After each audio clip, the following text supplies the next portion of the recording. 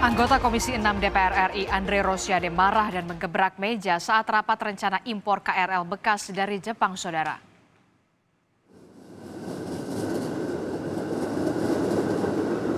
Rencana PT KAI untuk impor KRL bekas dari Jepang mendapat sorotan dari DPR.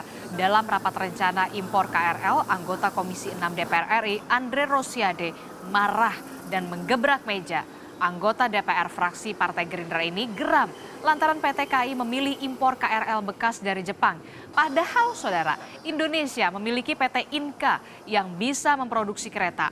Andre juga kesal alasan PT KAI yang tak menggunakan PT Inka untuk memproduksi kereta karena dianggap baru bisa menyelesaikan produksi pada 2025 mendatang.